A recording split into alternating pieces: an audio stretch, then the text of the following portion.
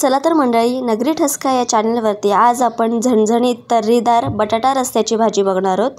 करायची कृती एकदम साधी सोपी आहे, खायला खूप टेस्टी लागते। तुम्ही ही भाजी ज्वारी, बाजरी किंवा तांदळाच्या भाकरीसोबत सुद्धा भन्नाट लागते किंवा तुम्ही चपाती, फुलका किंवा पुरीसोबत सुद्धा ही भाजी खाऊ शकता। तुमच्या घरी जर का पाहुणे आले असतील तर तुम्ही पुरी भाजीचा बेत नक्कीच करू शकता।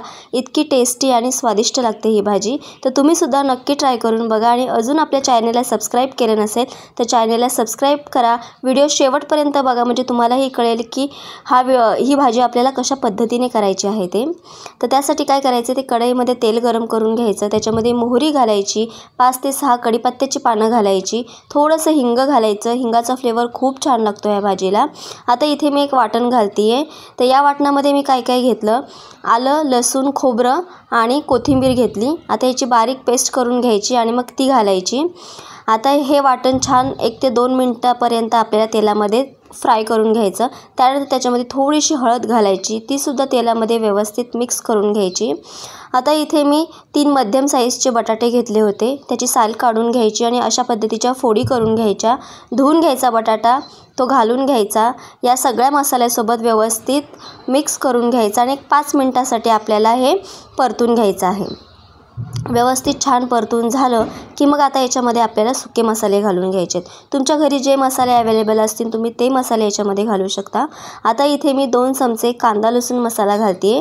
कांदा लसूण मसाला किंवा दुसरे कुठलाही मसाला तुम्ही याच्यामध्ये घालणार असाल तर तुम्हाला कितपत तिखट हवे त्यानुसार तुम्ही घालू शकता। त्यानंतर याच्यामध्ये धणेपूड घातलेली आहे। आता हे सगळे मसाले छान मिक्स करून घ्यायचे, 2 ते 3 मिनिटांसाठी व्यवस्थित फ्राय करून घ्यायचं। त्यानंतर इथे मी भाजलेल्या शेंगदाण्याच्या दाण्यांचा कूट घेतलेला आहे, जास्त बारीक नाही कूट करायचा, थोडंसं जाडसर ठेवायचं आहे। आता हा कूट याच्यामध्ये घालून घ्यायचा, व्यवस्थित सगळं मिक्स करून घ्यायचं। आता आपल्याला याच्यामध्ये रस्सा हवा आहे, तर त्यासाठी आपल्याला याच्यामध्ये पाणी ॲड करायचं आहे, पण पाणी याच्यामध्ये गरमच घालायचं। मी ते गरम करून घेतलं होतं पाणी, ते घालते आहे। थंड पाणी घातलं तर इतकी चविष्ट ही भाजी लागत नाही। तुम्ही जर का गरम पाणी घातलं तर बटाटासुद्धा लवकर शिजला जातो आणि भाजीसुद्धा खायला खूप टेस्टी होते।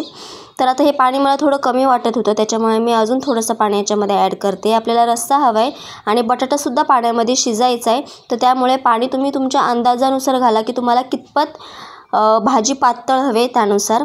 त्यानंतर याच्यामध्ये चवीपुरतं मीठ घालायचं, सगळं व्यवस्थित ढवळून घ्यायचं आणि एक मध्यम फ्लेमवरती आपल्याला एक 10 मिनिटांसाठी ही बटाट्याची भाजी शिजवून घ्यायची आहे। तुम्ही बघू शकता इथे बटाटासुद्धा शिजलेला आहे, छान तरी आलेली आहे भाजीला। आता बटाटा चेक करूया आपण की व्यवस्थित शिजला आहे की नाही ते।